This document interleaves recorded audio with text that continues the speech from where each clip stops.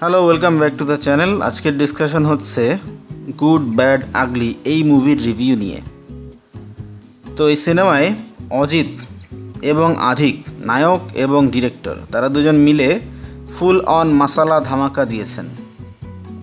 একেবারে জোরে সোরে স্টাইলিশ এবং নির্লজ্জভাবে ওভার দ্য টপ মাসালা এন্টারটেইনার, যা তারা জানে তারা কি করতে চায় এবং ঠিক সেদিকেই গিয়েছে।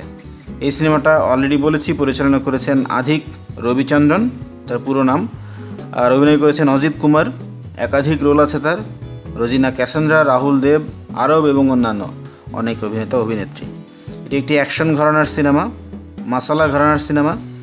ভাষা অবশ্যই তামিল, তবে সেটা তেলেগু এবং হিন্দিতেও ডাবিং করা হয়েছে। প্রায় 2.5 ঘন্টার এই সিনেমা হাই ভোল্টেজ স্টাইল একটা মাসালা মুভি।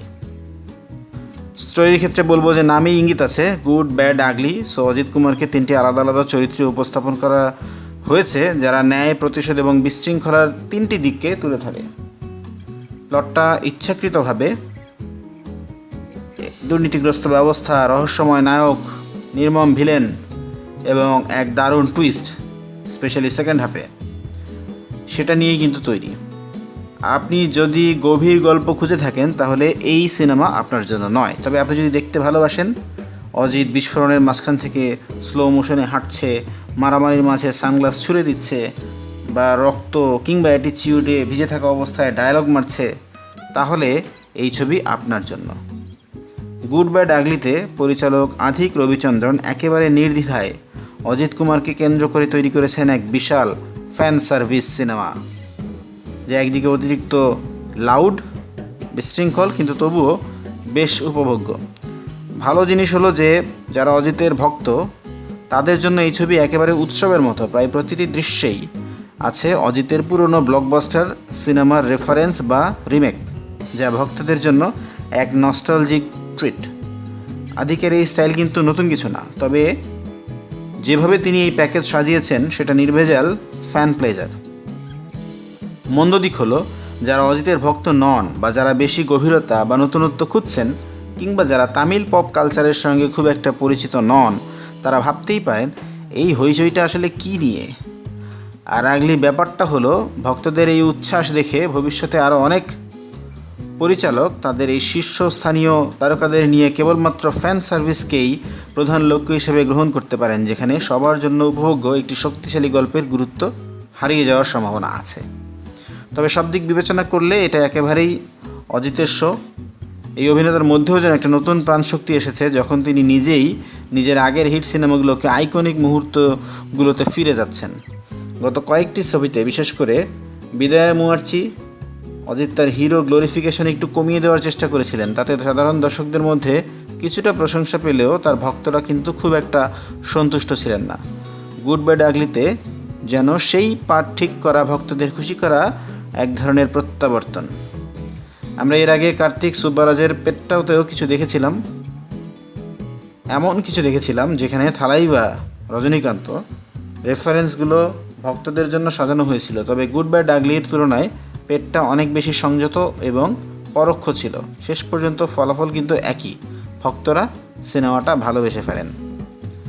আর অজিত যেন ঠিক পরিচালক পেয়ে গেছেন তার আধিক রবিচন্দ্রনের মধ্যে। আধিকের সিনেমা বরাবরই মেরুকৃত, আপনি হয়তো তার স্টাইল ভালোবাসবেন, না হলে একদম অপছন্দ করবেন, মাঝামাঝি বলে কিছু নেই। তবে তবুও তিনি নিঃসন্দেহে একটি স্বতন্ত্র কণ্ঠস্বর মেসি সিনেমার জগতে। তার সিনেমা এক ধরনের সিনেমা অফ ম্যাক্সিমালিজম, যেখানে বারবার চতুর্থ প্রাচীর ভাঙা হয়, রেফারেন্সে ভরপুর, আর একটাই উদ্দেশ্য প্রতিটি কয়েক মিনিট অন্তর অন্তর দর্শকদের মধ্যে উত্তেজনা তৈরি করা। তো সিনেমার যা ভালো লেগেছে সেটা হচ্ছে অজিত কুমার ফুল ফর্মে। এটা পুরোপুরি ফ্যান ক্যাটারিং, অ্যান্ড অজিত সেটা দারুণভাবে করেন। 3টি রোলে তিনি একবার শান্ত গুড, একবার চঞ্চল ব্যাড, আর একবার ভয়ঙ্কর আগলি। স্ক্রিনে কিন্তু তার উপস্থিতি দুর্দান্ত।